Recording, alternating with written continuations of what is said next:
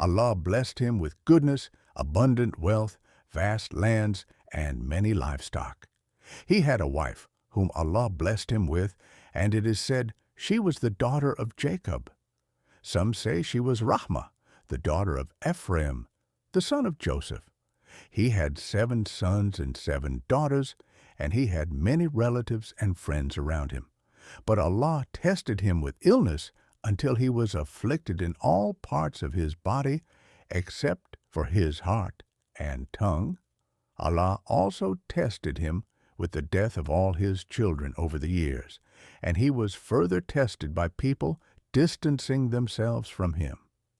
All his friends, relatives, and those around him stayed away out of fear of the illness, even to the point that some began to suspect he was a prophet of Allah. Allah tested him with poverty, and his wife would go out and work in people's homes to bring food for them. When Job's illness worsened and people feared him, everyone refused to let his wife work for them, fearing they would catch Job's illness through her.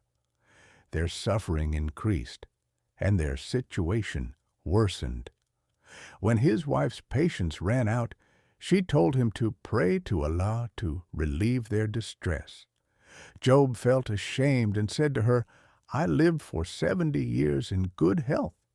Shouldn't I be able to endure Allah's test for another 70?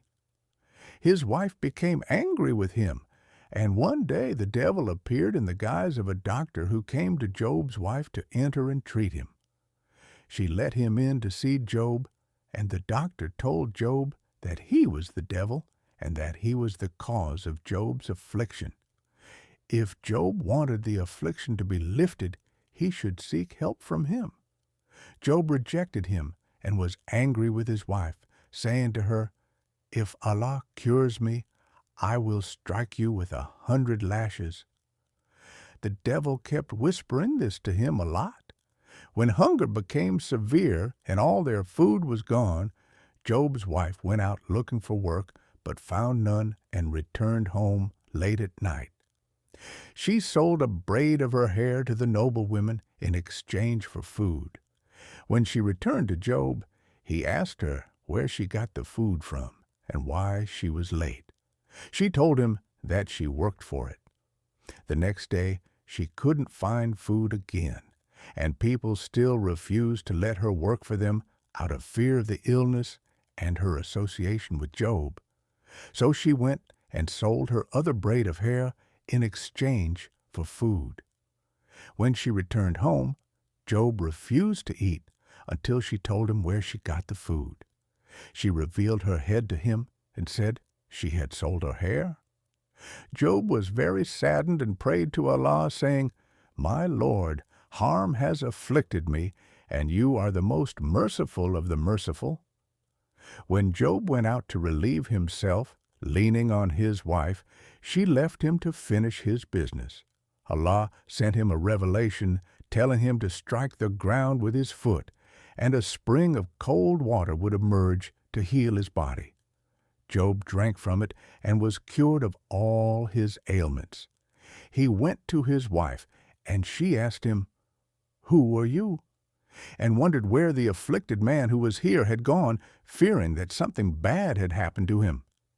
He said to her, "Woe to you, I am Job." She asked him, "Are you mocking me?" He told her, "I am Job, and Allah has healed me and restored my health." His wife was astonished and rejoiced greatly. Job returned home with his wife, thanking and praising Allah, and Allah restored her youth and beauty for her patience and support of Job. Job was commanded to gather 100 stalks of grass and strike her lightly so she would not feel it, so he would not break his oath, which he made when he was angry with her.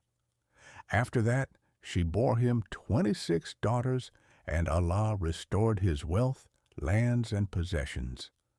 Allah revealed to him to forgive those who had abandoned him, and they returned to his companionship as they had been. Job lived in prosperity and goodness until Allah took him.